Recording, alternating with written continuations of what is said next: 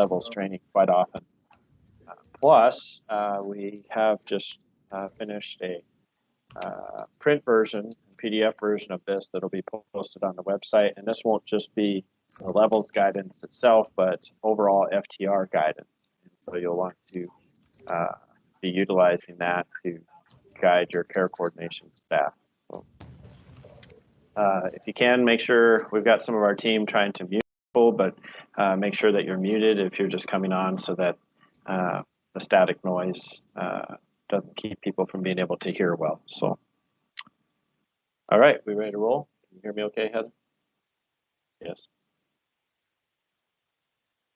All right. Well, on this opening slide, first of all, before we get into details of the levels, you'll see titles on here, and there's one that we're going to kind of announce today, I guess you could say. So we'll take some time to, I'll give Heather a moment to do that. You'll notice our titles on here. I'm Eric Boness, Lead Administrator for Free Through Recovery. And Heather has a new addition to her title and to her job, I guess you could say. So Heather, why don't you tell us a little bit about what we get to announce this week? Yeah, well, we're really glad and excited to announce that we have a name for our expansion of Free Through Recovery program. The program name was Community Connect. So what you guys will be seeing here in the next short period of time is some contracts being sent to you this week, and the opportunity to start being a provider in Community Connect. So we're really excited, and so Eric just shot confetti all over the room in here, so we're gonna have fun cleaning up after the training. But we are very excited to be expanding the services past the population we serve in Free Through Recovery, and we just wholly believe in the model of care and peer support and care coordination, and are very excited to make that announcement this morning. So thank you all for being here, and we're excited to celebrate with you all today. This is our idea of celebrating. Thanks, Heather. Yeah, I kind of made a mess of the room here, but yeah, I'll have a project to clean up afterwards. Anyway, it didn't seem right not to celebrate. Heather's been waiting for a name. I was teasing her last week. I said it's kind of like the kid's about ready to graduate from high school, doesn't have a name to put on the diploma yet. So we're excited that we get to roll out these services. Part of the reason why I want to highlight that is that we're really aligning the guidance for both programs. There'll be a few things that are a little bit different, which Heather will train on later in regards to training or interaction with families and things like that. But otherwise, things like the levels will be the same. So it's great that we get to roll that out right now while we're implementing these levels, because both will be utilizing that same strategy. So anyway, well, let's get started. Let's talk a little bit about why levels within Free Through Recovery. Why are we creating and making this change to the program? And so we've got a few bullet points that we'll look at for just a moment here this morning. Number one, and we want to keep this in the forefront of our discussions and the things that motivate us. We want to be able to be person-centered with care coordination. And a big part of person-centered means the ability to adjust not only the frequency and level of care, but also the time frame. As those of us know who are in recovery, there can be it can be very different for each different person. And so there may be one person who reaches all their goals pretty quickly and feels like they don't need care coordination services and support. And there's someone else who says, I really want to have rapport and a relationship with the care coordinator indefinitely. I want to have someone who I don't have to maybe meet with as often, but someone who's there and accessible in case I need them, because I don't want to take major steps backwards. So those are some of the things that some of the motivations behind designing these levels. And so I want to keep that in front of us at all times. The second point there was recognizing that the road to recovery is different for everyone and will have its ups and downs. So what I mean by that is, we asked the question of, should we be looking at a certain number of months that they have positive outcomes, or a certain amount of time they've been in the program, or that they're off supervision. Those are all things that could come into the discussion, but really the road is very different. There could be someone who has been doing well for over a year of positive outcomes and off supervision, and yet there can be different triggers, different things that cause them to really need someone to reach out to. I think it's interesting. I've got a friend who I was talking to this weekend who's in recovery also, and as we were talking about it, he said, no matter how many years I've been on this journey of recovery, every year at this time between Thanksgiving and Christmas is rough. He said, he goes, I just need to reach out to the different supports I have. And so we want to provide that opportunity and recognize that it's different for each person. So, but one thing that came up is we were talking about this with our FTR team, what started this conversation? And the third bullet point you see on your slide there is we were answering the question of when is someone discharged from FTR? Some of you have been on board with FTR since we started, and you remember at that very first training, it was a reoccurring question. What's the discharge protocol? When will someone be done? We've had POs who have asked us, when they're off supervision, are they out of FTR? Our answer was no. And then they asked, can they be in for just a year? Is there a time frame? And our answer was no, there's not a specific time frame. But we did, now that the program's almost 3 years old, we have had to kind of ask that question. When is there a time when someone should be discharged from FTR? And that was interesting, is then when Dr. Peterson and I still remember that day we were in that room and we were trying to answer that question. That's what led to this discussion. Is there a way to build something where someone could step down in the level of services, the frequency that they're meeting, different things like that, and yet stay connected to their care coordinator long term? And the reason why we asked that question is we saw some cases around the state where someone had been all positive outcomes for months. They were off supervision for almost a year, and then something happened, and they reached out to their care coordinator and said, I need to meet. I relapsed, or I had this happen, or I lost my job, or whatever. There's these different scenarios. And I think what was great is they still had that relationship with their care coordinator. They kind of had them on speed dial and were able to reach out for that support before it caused other consequences in their life, or before there was any other law enforcement involvement or whatever. So this is why the levels were designed, is that we could kind of move people into these different levels, and then sure, it could prepare them for transitioning out of Free Through Recovery, but we didn't want it to go just straight from what we call level 3, which is where we're at right now, and just all of a sudden be discharged. This allows us to prepare them for that, and to maybe identify some different goals that would help prepare them for not having that care coordinator support anymore. So that kind of highlights the different bullet points there on why we're considering these levels. So we'll kind of go into those right now and talk about what they are, and then at the end we'll kind of go through some scenarios and open it for questions to help with the understanding of how these function. Yeah, thank you. So I don't notice any questions so far in the chat, so I'm just going to keep moving forward.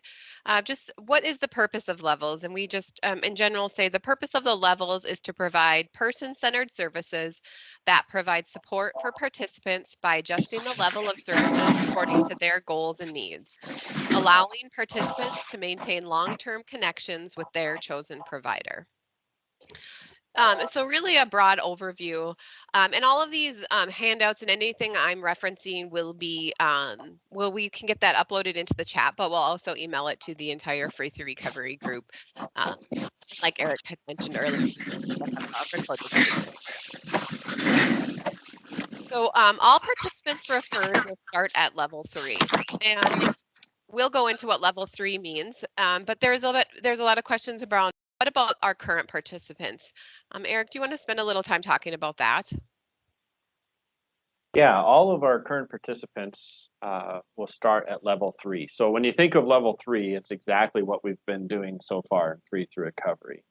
And so the nice thing about having everyone enter at level 3 is in the work that are doing out there day to day right now, nothing really changes right away. And then we can also make sure that we take our time with those changes. We can meet with the participants, we can talk about it, we can staff the cases. And I'll say this several times throughout this, but there's no rush to moving to these other different levels. We want it to be person-centered, and we want it to be something that really helps your rapport and your relationship with that participant long term. So right now, if you want to think of the technical side of it, when we created the different levels in DocStars, we had all of the current participants come in, and they all show right now level 3. And so our work will continue just as it has this month and next and so forth. And starting right about after Christmas time, we may start our FTR admins may start staffing with you and discussing some people that look like the level change may be appropriate. But otherwise, you really won't notice any changes. The only thing is there'll be a in DocStars. You may have already noticed it when you were checking your outcomes this month. It'll say their FTR level right there. And so every active participant right now is at level 3. Yeah, and we want to instill that there's not like a sense of urgency or a rush with this. What we're hoping is that it kind of facilitates sort of what a natural supportive relationship exists like in the community. And participants may step down one level at a time unless deemed necessary by the care team. So you'll kind of see the natural progression downward.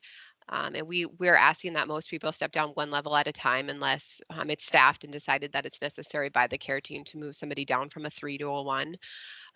People can move back up levels, and we will talk about that as well. So if somebody's on a 1 or a 2 and there's a need to move them back up to a level 3, that can easily be done as well.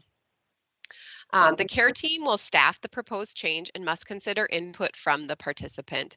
And so the care team consists of the probation or parole officer, your administrator, your care coordinators, and your peer support. And the participant is also part of their care team. So one thing that we're going to be asking is that you're getting input from the participant. So we'll go over kind of how that should look, or maybe what that might sound like in some scenarios. We will want to have the input from the program participant as well. And then once approved, the Free 3 Recovery Administrator will document the level change within the Chronos and DocStars. So that administrator is the only person that can kind of click that button and finalize that level change, and then it goes into the Chronos within DocStars. So that's where you'll see it. All right, I didn't see any questions yet. Can you remind everyone to mute themselves? Yeah, there was a lot of background noise a minute ago. I heard that too. Thank you. Looks like got it. Okay, so we're starting with level 3. So level 3 is really what current Free 3 Recovery should look like. So during this level, the care coordinator should focus on building rapport, referring for peer support services, developing that care plan, assessing needs, progress, making those referrals to community-based services and resources, and really providing that cross-sector partnership and collaboration with all providers involved in providing care to the participant.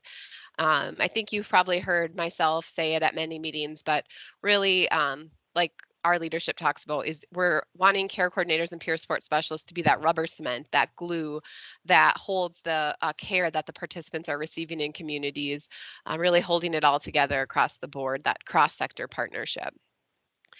So what should engagement look like? The care coordinator or the peer support specialist will provide the opportunity to engage face-to-face weekly with the participant during each reporting period. This may be once a week or several times a week, depending on the needs and barriers of the participant. One thing we wanted to talk about is really incidental contact. In the new program, Community Connect, you will see an option for incidental contact. We don't have that drop down in DocStars currently, but what incidental contact is it's like a contact that wasn't planned, where you're not talking about Free 3 Recovery or their goals or progress towards goals or their needs. It's really you run into them. So you run into them at the grocery store or the mall or at a support meeting, and there's not really that facilitation of a contact that's meant for Free 3 Recovery progress discussion. And so that should not be listed as engagement. You can list that contact, but what we're trying to say is that those aren't really engagement meetings. And in order for you to enter outcomes and be eligible for reimbursement, the care coordinator must engage face-to-face with that participant at least once during the reporting period. And then I did ask in the FAQ here, it says, what if for some reason 1 week the participant can't meet or doesn't want to meet? So one of the real life examples that I talked about with a provider was, say for example, you're moving them into their apartment 1 week and you meet with them, I know how that goes. You can meet with them maybe 3 times that week and you could have been spending numerous amounts of hours with them. And the following week, everything is going good. You check, and they're like, we don't really need to meet this week. That is okay, just document it. And then I also asked the question, what if a peer support specialist is meeting with the participant weekly? And I like that. That's great. The care coordinator is only required to engage face-to-face with that participant at least once during that reporting period. So from the 21st through the 20th in Free Through Recovery. Do we have any questions? Just want to make sure I'm not moving too fast. Oh, I can hear somebody there. Is there a question?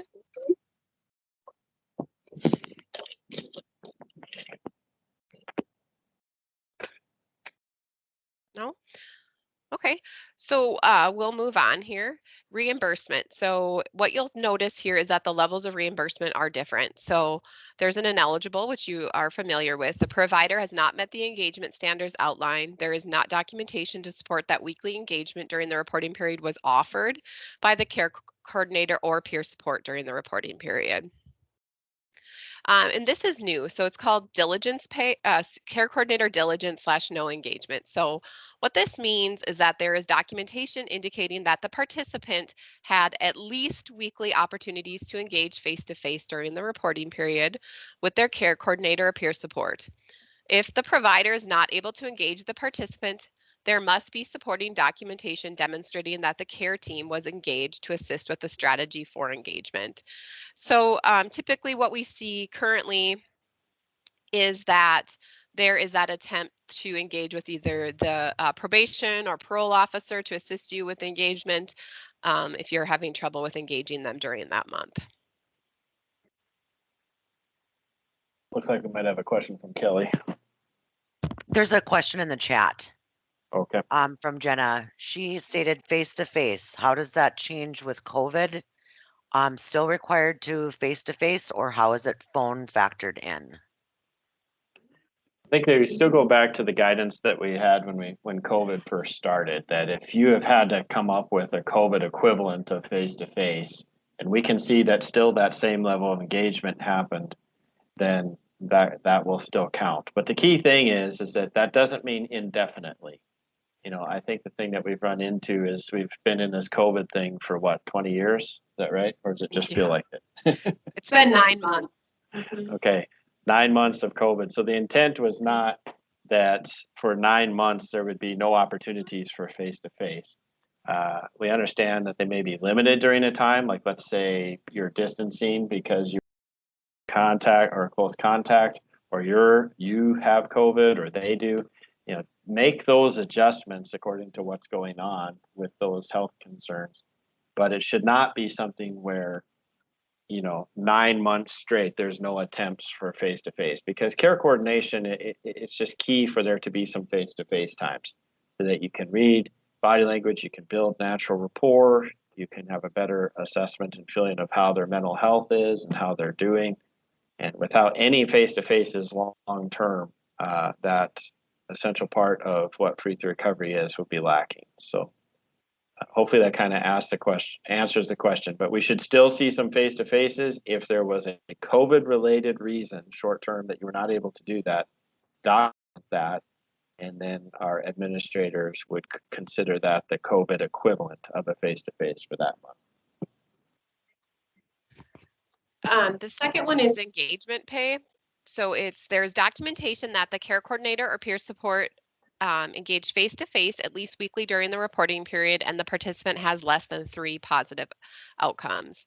And then we did go ahead and we changed the name I think it was performance pay before, which none of us were a big fan of, but we changed it to outcome pay.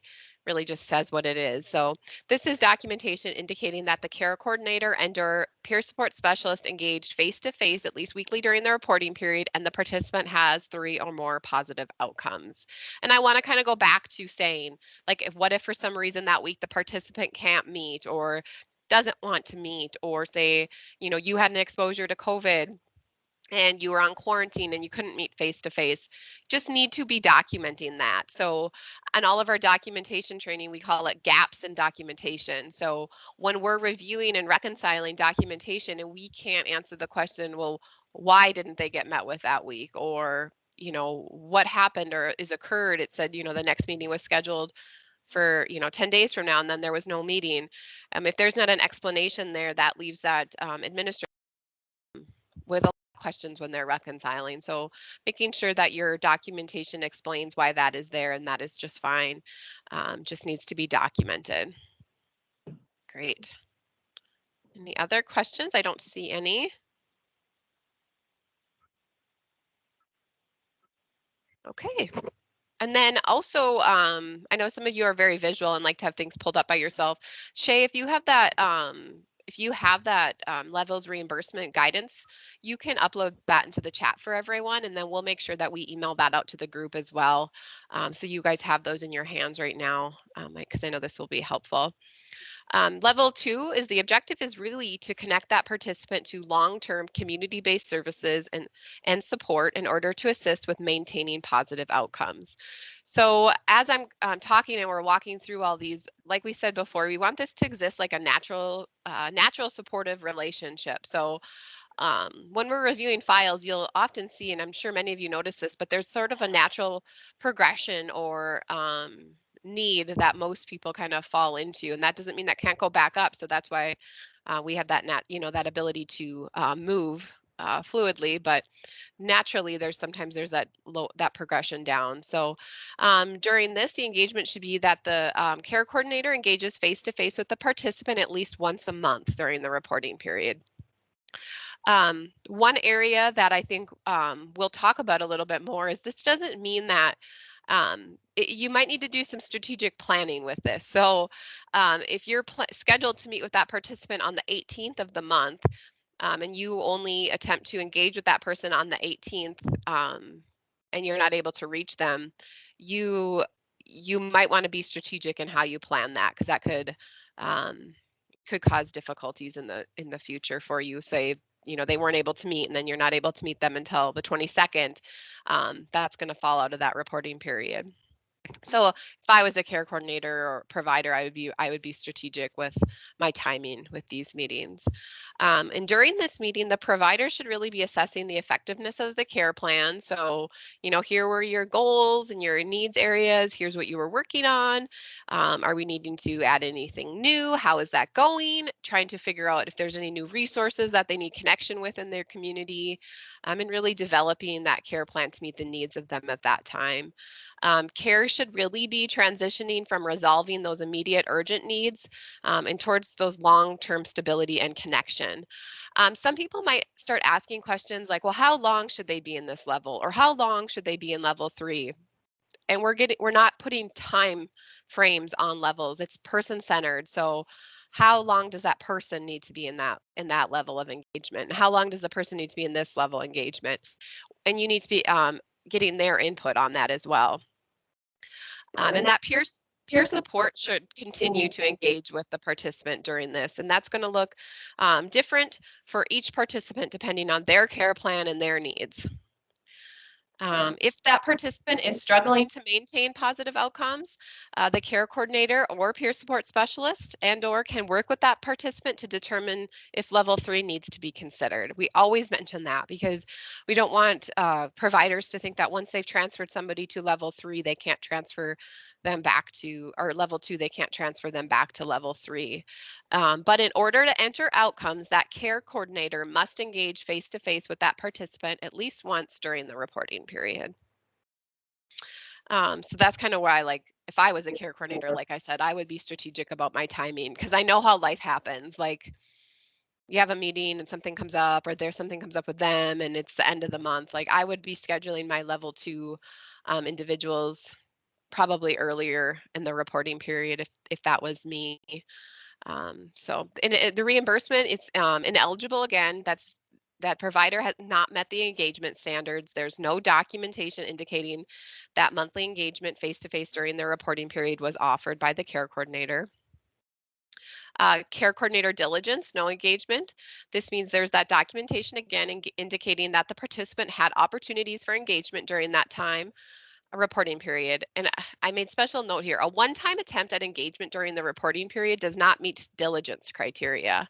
If the provider is not able to engage with the participant, there must be supporting documentation demonstrating that the care team was engaged to assist with a strategy for engagement.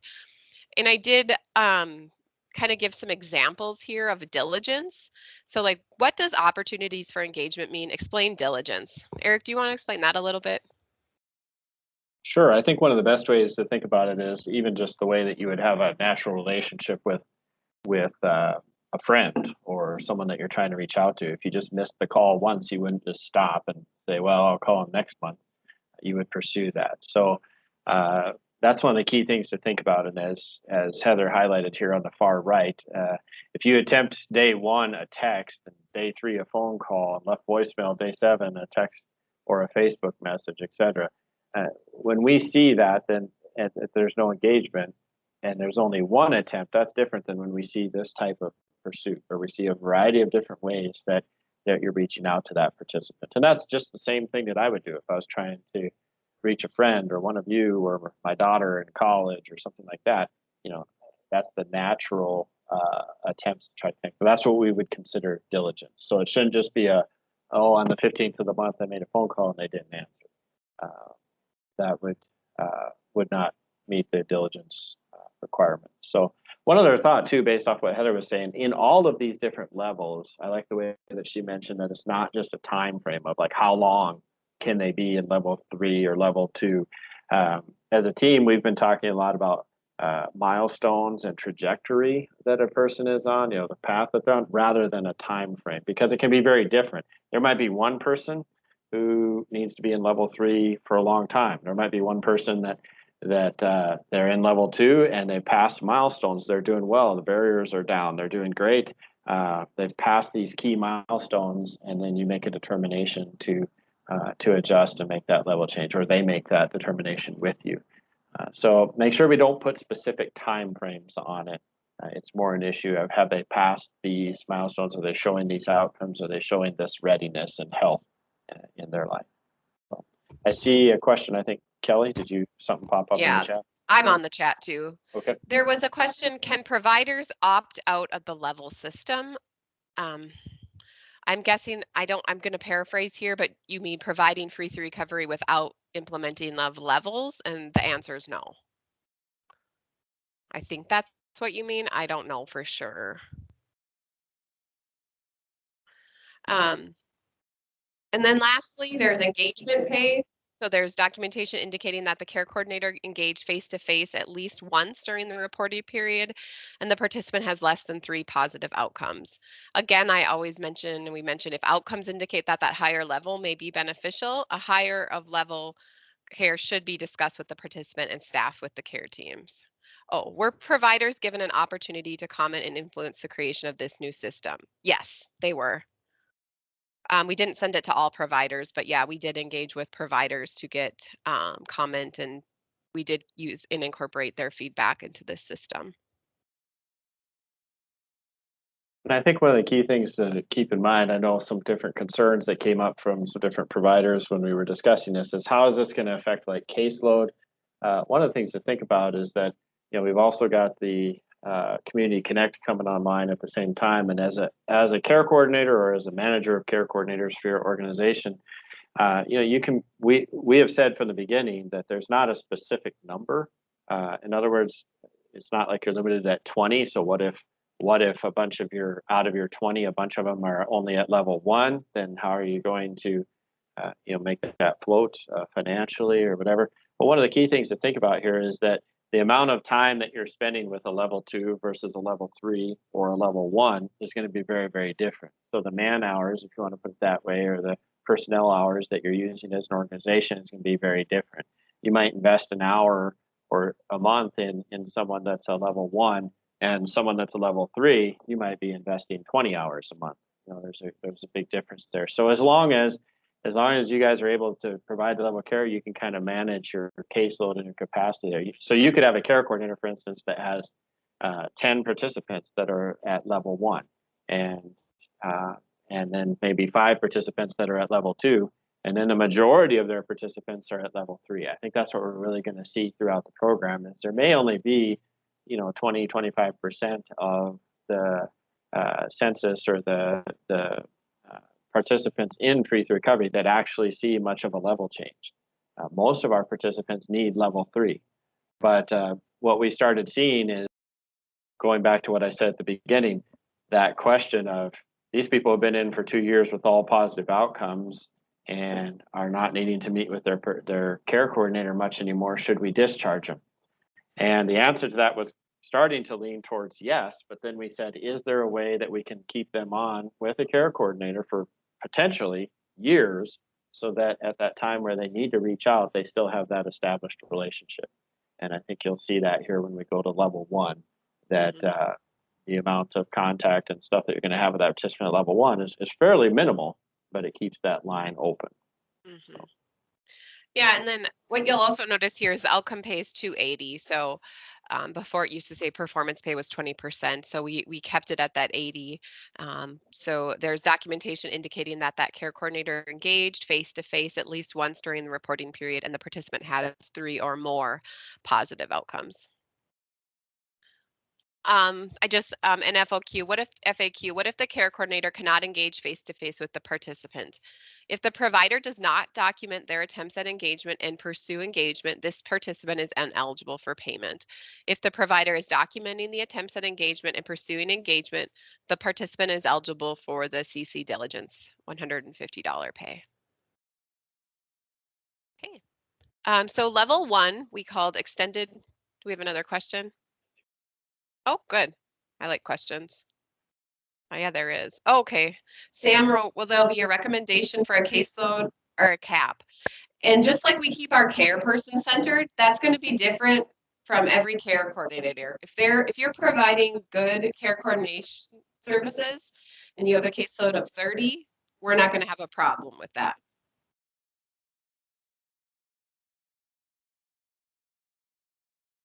So I see the next question. I think Jenna is saying, so how can we manage that caseload with FTR admin? For example, my current caseload is 10. So how can that caseload be communicated with admin DocStars if it varies? That's a great question. And once again, it's going to kind of be up to you to raise and lower it. You can call us with that, call your admin if you see. So for instance, Jenna, let's say that a bunch of your participants move to level 1 and you're kind of like, wow, that's what they needed, but now my capacity set at 10 and I've really got time to serve more. And, quite honestly, from a business perspective, need more of that contract income coming in. What do I do? Well, you can call your admin and say, based off the fact that a bunch of mine are in those lower levels, can I raise my capacity to 15 or 20, for instance? Our admins are going to help you do that right away. We have no problem with that. The only reason that we usually cap a level is if we're seeing ineligibles, because ineligible means that the care coordinator isn't meeting and providing the opportunities that they are supposed to for the participants. So if we see ineligibles, then we're seeing that's a lack of service from the care coordinator, versus when we see those other things, it means they're hitting their marks and we can raise that to whatever.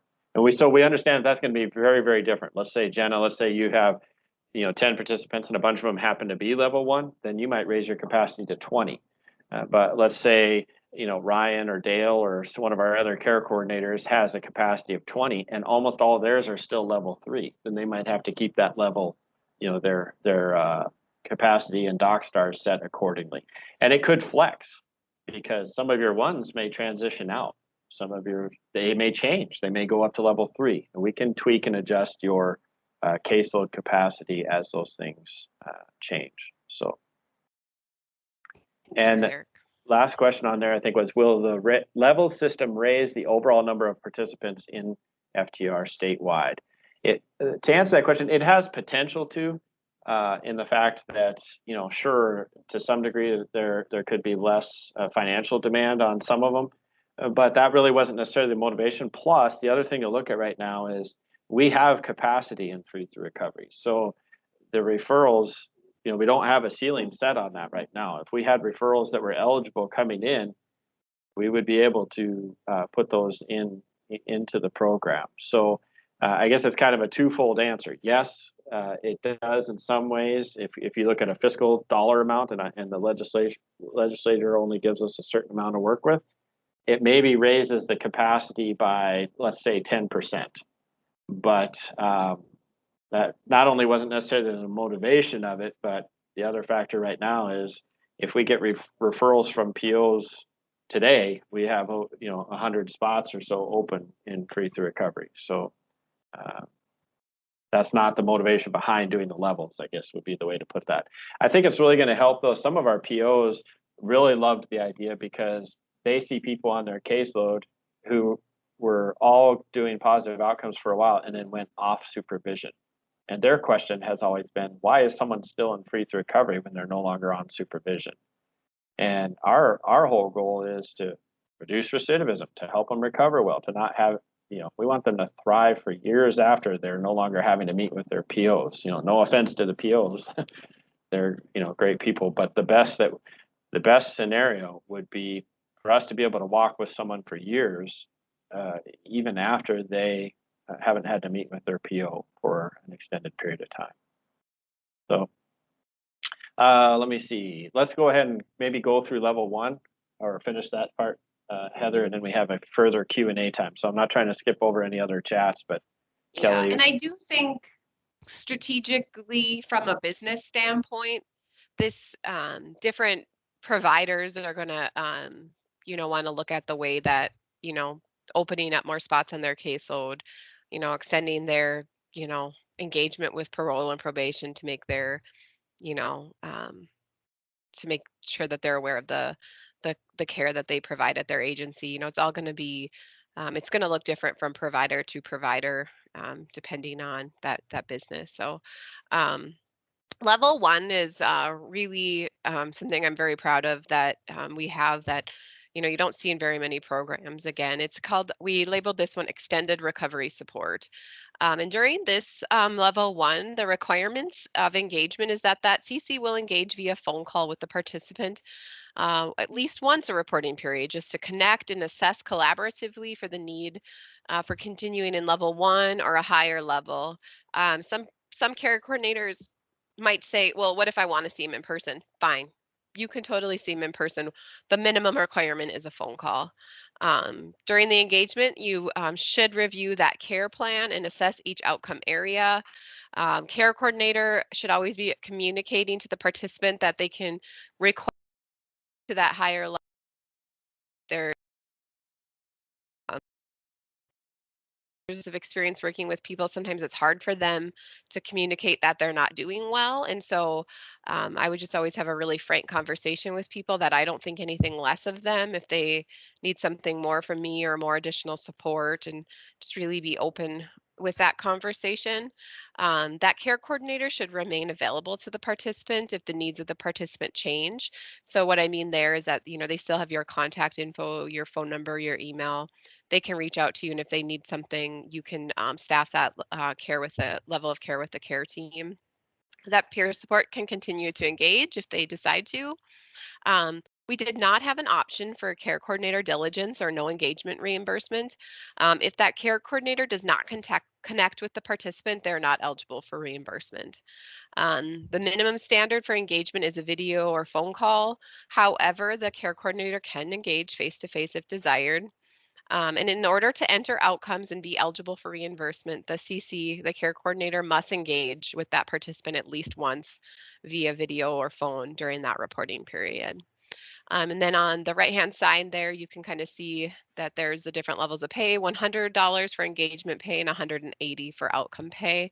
And really the objectives of this is that the care coordinator and or peer support specialist must be accessible to that participant in order to quickly respond to changes in their needs and their care plan. Is there any questions on level 1? Okay, Kelly said Dwayne with Amachi has his hand raised. Go ahead, Dwayne.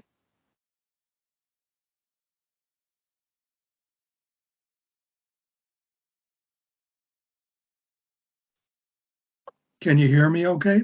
Yeah. Okay. I guess the question, just backing up a little bit, that I have, and it's in reference to whenever we discharge a client. Kind of, I guess what I was interpreting is that we can keep them on, for quite some time, even though they're not doing poorly, they're actually doing pretty well. I think it's important that we consider still discharging, because I think when you discharge or in a relationship with somebody, you're validating that they have made improvements, that they are doing pretty well, and that they can do this more or so on their own now with the resources that they've discovered, and also for future things that they might need, because you're really telling them you're doing good, and if you need us, I would suggest find a different way back for them to come in, if that makes sense. In my lifetime, I've always had clients that have really improved and done well, and they're kind of like feel-good clients, I guess I would call them.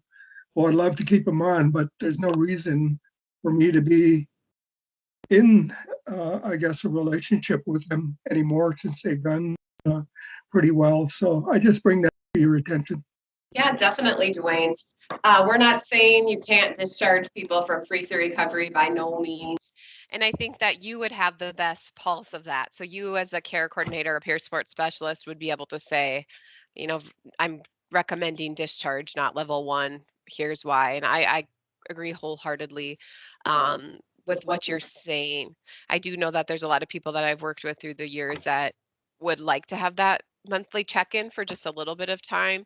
It feels like in our system we have our care set up where we have a very extensive heavy levels of care, and then we just sort of drop off, and Mhm. there's barely any. And so we just want to make it natural, and I think you would have all the tools and information you would need to make that decision and with participants. So giving them some choice about what's available and their choices.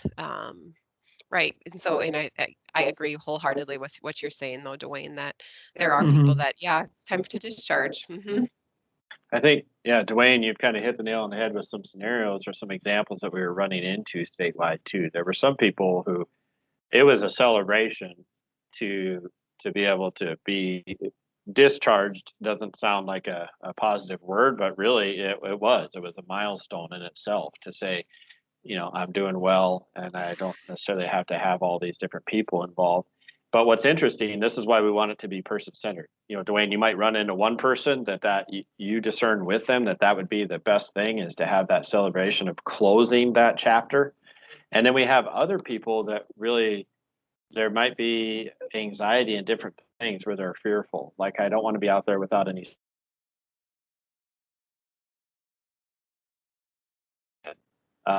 They can't get back into free through recovery. You guys know that the referral process is to be you have to be on supervision. Well, we don't want someone to have law enforcement involvement again in order to be referred back into free through recovery. So this was a way to kind of accommodate that for people who need that. Is we can put them in level 1 and continue that. And so it needs to be person centered. Don't make it the exact same for everyone. For one person, you might discern that the best thing is to close that chapter. And for another one, like Jake said here too in the comment box, each one of these level changes should be a celebration. Like, let's make sure that as providers, even though there's fiscal concerns and things like that in our minds, this really is a milestone for each one of them. Our goal should be that they are thriving, that they're doing better and better mental health and behavioral health wise. And so each one of these could be, a little bit of a celebration. I guess I should have sent a bunch of these little confetti things, to be used at each different. Actually, it didn't work very well, but go ahead, Dwayne. Did you have another thought on that?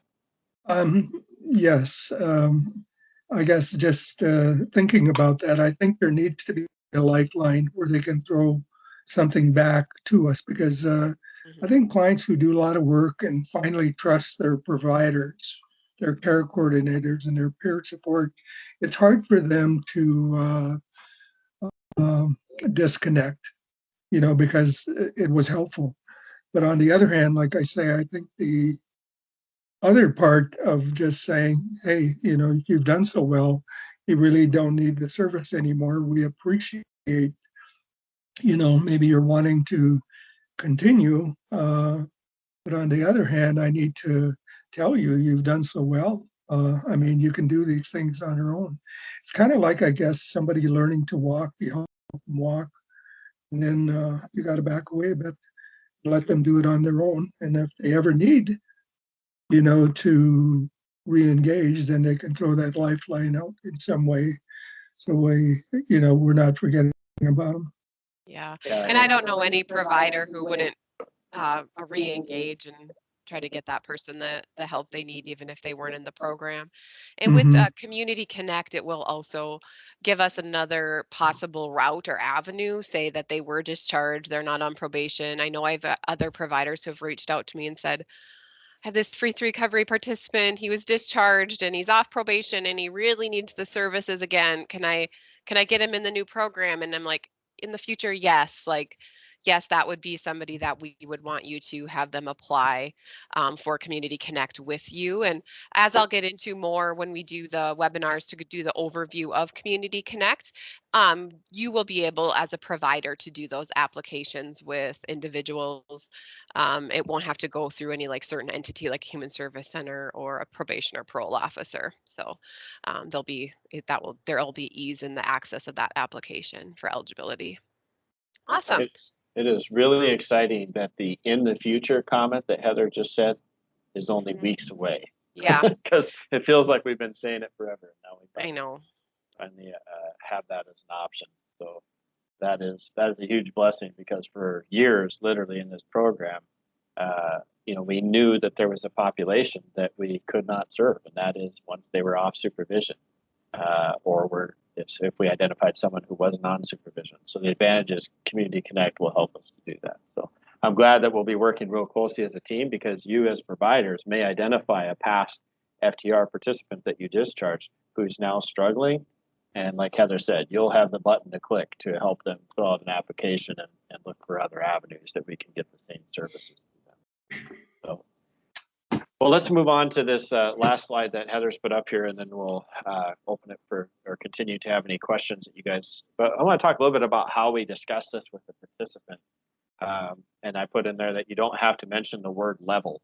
I think it's helpful for us to remember just these are internal administrative terms that we use and that be within DocStars, but just prepare and think about the type of discussion that would be natural with a person that continues to foster that rapport. In other words, we don't call and say, hey, I'm thinking of moving you from a level 3 to a level 2. There's so many unknowns to that. They're like, I don't know what that means, or I feel like my support is backing away. What all does this mean to me? It should be more of a natural conversation of just meeting with them as a care coordinator and saying, hey, you have overcome so many things this year, all these barriers that we have, worked together and you have taken out. Do you feel like you're doing well? And what level of involvement would you like me to have? How can I continue to help? Do you want to meet more often, less often? Let the participant guide that conversation. And you may never even use the term level in there, but are just letting it be very person-centered about what they need and how they're feeling about the recovery. And then celebrate those things. If they're saying, oh, I'm doing great, I'm ready, I think meeting once a month would be fine. I can then, make that kind of as we say in our house, a woohoo moment, a celebratory moment of yes, that's a victory, and And then you go back to your administrator and you talk levels and you do the technical stuff behind the scenes. But the conversation with them should be one that's just very natural about, where their needs are at. So, any other thoughts or questions on that and of how to? Oh, one other thing, we're not going to make this change quickly. We mentioned at the beginning that there's not a rush on this. So starting about Christmas time, you and your FTR admins might start identifying a couple. But our goal would be, to have looked at just about every current participant, over the next 6-7 months, let's say, and just have looked and determined, are they in the appropriate level of care for what they need and for what they want? Because I don't want a particular care coordinator to have like 3 people that they need to call right away about levels. Want to spread it out so that you can have a natural conversation when you meet with them for your regular visit. We don't really want it to be something where all of a sudden they get a phone call out of the blue asking them what they think about being moved down a level. It should be where maybe you and your admin staff it, and then you look on your calendar like, well, I'm scheduled to meet with them here in 2 weeks, so we'll have that conversation when we're together. It gives you time to really thoughtfully engage with the participant and see what's best for their recovery. Mm-hmm. Yeah. Yeah, and I think that's important because we don't want you guys to go back to your offices, go through your caseloads, and say, who can move levels. It should be more of a natural natural progression or discussion that you're having or identifying within certain groups of people. I do know that there are providers that probably already are thinking of people like, oh, perfect for level 1. I even have, there's even those care coordinators that reach out and say, I feel bad that they're still in free 3 recovery. They don't need that much from me, but they really just want to have that. They need to maintain that relationship, or they want that point of contact, and um, they're worried or whatever it might be. And this level 1 gives people that opportunity. We've really talked about all of these things kind of through our discussions here, but like the why. Eric really did a great job of explaining the why and being able to continue to provide more person-centered care and really individualize what we're doing based on that participant's need. When? So I know that's going to be a question. So like, when can somebody change levels? A participant can really change levels at any time during the month. The provider will be reimbursed at the highest level of care that they provided during that month. So somebody's transitioning from level 3 to level 2, and say they're transitioned on, the 10th or the 15th of the month. The provider will be reimbursed at level 3 if they provided level 3 engagement during that time period. So is there more you want to add to that, Eric? I think it's just important to realize that we don't want there to, like you said, we don't want there to have to be a set time of the month that all these changes are made in order for it to fit our payment structure. I mean, that's another way to say it. We want you guys to just make those with your care team when it's natural, for you to be able to staff it and whatever. And then we'll look, and we have a little indicator there in DocStars that tells us, hey, this person was at a level 3 this month. And so what your admin's going to be looking is whether it was 3 days or a week or however long they were at level 3. If there's level 3 care there or whatever, then you're going to get that payment for that month. And so it just allows us to be a little more agile and allowing it to make those transitions naturally whenever they happen in a month, and not have to have it be tied to like the 21st or something like that. We can adjust and make sure that if you provided that higher level, that you're getting reimbursed for that higher level. So, I thought that was important. yeah. The other is how. So, as a behavioral health team, we are meeting with parole and probation officers this month, and in January, we're really doing a review of free 3 recovery. Probably some of you have noticed that there is a lot of new probation and parole officers across the state. So, doing that, and then we also are going to be going through this with them. So, you can discuss that change you should be discussing the change in levels with their care team again, including the probation parole officer and the participant and your administrator. And ultimately your administrator, BHD administrator, will be the one that's kind of clicking that button per se in DocStars to indicate that level changed. Awesome. So that is actually the end of our formal presentation. Is there any more questions or areas that you guys feel like you need more clarity in?